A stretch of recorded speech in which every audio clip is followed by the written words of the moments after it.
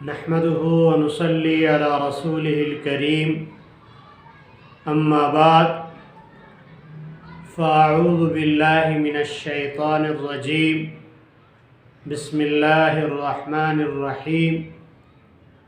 وما أرسلنا في قرية من نذير إلا قال مترفوها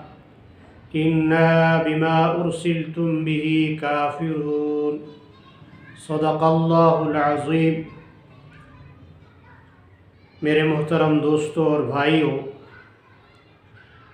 قرآن کریم کی ان آیات کے اندر اللہ رب العالمین آپ صلی اللہ علیہ وسلم کو تسلی دے رہے ہیں کہ آپ ان رؤسائے قریش مکہ کے ہٹ درمی سے، حق کو قبول نہ کرنے سے مغموم نہ ہو جائے، اور یہ اپنی خوشحالی دیکھ کر، اپنے مال و دولت اور اولاد کو دیکھ کر سمجھتے ہیں کہ ہم پر کوئی عذاب نہیں آئے گا اور ہمارا مواخذہ نہیں ہوگا، اور اپنے آپ کو حق پر سمجھتے ہیں۔ آپ ان سے پریشان نہ ہو جائے، ہم نے پہلے بھی رسولوں کو بھیجا ہے، ان کی طرف یہی صاحب ثروت لوگ اور جاگیردار سرمایہ دار طبقہ نے ان رسولوں کو مانا نہیں ہے اور اللہ کے پیغام کو ٹھکرایا ہے، اور اپنے مال و دولت کی وجہ سے وہ سمجھے ہے کہ ہم حق پر ہے، لیکن قطعاً ایسا نہیں ہے۔ اللہ رب العالمین فرماتے وما ارسلنا فی قریۃ من نذیر، ہم نے بھیجا نہیں ہے کسی بستی میں مگر من نذیر الا قال مترفوها، ڈرانے والا، یعنی ہم نے بھیجا ہے ہر بستی میں ڈرانے والا، الا قال مترفوها، مگر وہاں کے خوشحال لوگوں نے، آسودہ حال طبقہ نے کیا کہا ہے، انا بما ارسلتم به کافرون، جو تمہارے ہاتھ بھیجا گیا ہے ہم اس کو نہیں مانتے۔ یعنی وہاں کے خوشحال طبقہ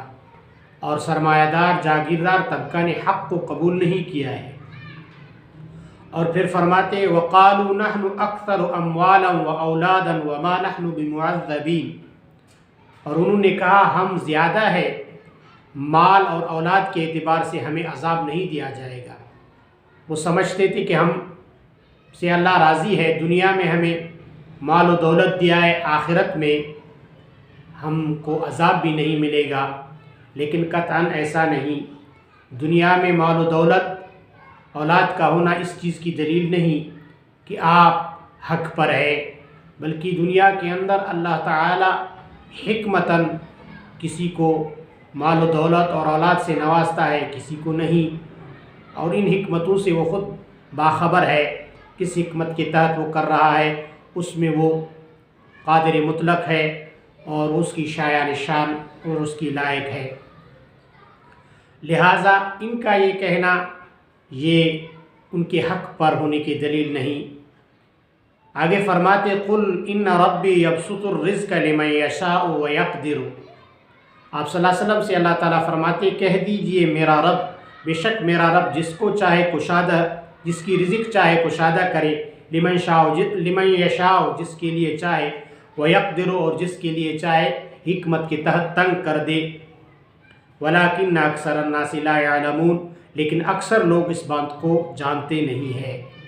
مطلب یہ ہے کہ رزق کی کشادگی، مال و دولت اور اولاد کا ہونا یہ حق پر دلیل نہیں، بلکہ یہ اللہ کا مرضی، جس کو چاہے، جس کو مال و دولت دے، اولاد دے، یا جس کی چاہے رزق کو کشادہ کر دے، جس کی چاہے تنگ کر دے۔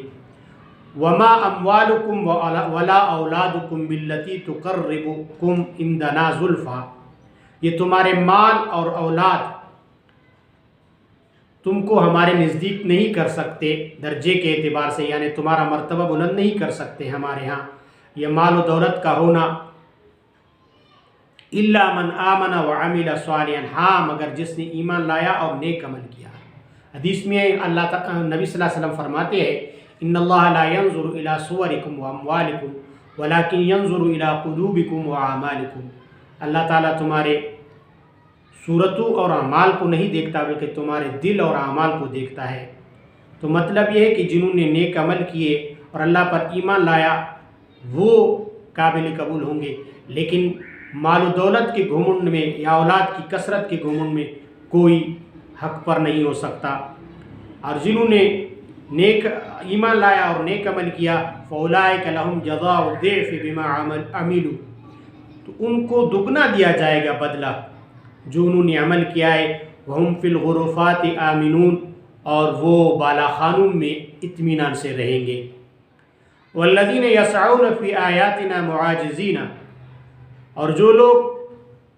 کوشش کرتے ہیں کہ اللہ کے یعنی ہمارے آیتوں کو، ہمارے نشانیوں کو نیچا دکھانے کی، اولئک فی العذاب محضرون، ان کو عذاب کے لیے حاضر کیا جائے گا، یعنی ان کو عذاب ملے گا۔ قل ان ربی یبسط الرزق لمن یشاء من عبادہ، بے شک بس آپ کہہ دیجئے میرا رب جس کے لیے چاہے اس کا رزق کشادہ کرے اپنے بندوں میں سے، ویقدر لہ، اور جس کے لیے چاہے حکمت کے تحت تنگ کر دے۔ وما انفقتم من شیء فهو یخلفہ، اور جو تم اللہ کے دیے ہوئے میں سے جو چیز تم خرچ کرتے ہو اللہ تعالیٰ اس کا بدلہ تمہیں دے گا اور اس کا عوض وہو خیر الرازقین، وہ بہترین رزق دینے والا ہے۔ ان آیات کے اندر وہ طبقہ جو اپنے آپ کو اہل ثروت، مالدار اور اپنے اولاد کی کثرت کو دیکھ کر سمجھتے ہیں ہم حق پر، ان کی رد ہے۔ اور اسی طرح حق کے مقابلے میں اس قسم کے لوگ آتے ہیں جن کے پاس مال و دولت ہو، سرمایہ ہو اور جاگیردار، وہ پھر حق کو قبول کرنے کے لیے تیار نہیں ہوتے اور حق کے طرف دعوت دینے والے کا انکار کرتے ہیں اور اس کا اس طرح تمسخر اڑاتے ہیں کہ وہ سمجھتے ہیں کہ دنیا کی زندگی میں ہم سے اللہ راضی ہے، آخرت میں راضی ہوگا۔ تو ان کا رد ہے کہ دنیا کی زندگی اور ہے، آخرت کی زندگی اور ہے۔ دنیا میں اللہ تعالیٰ جس کو چاہے خوشحال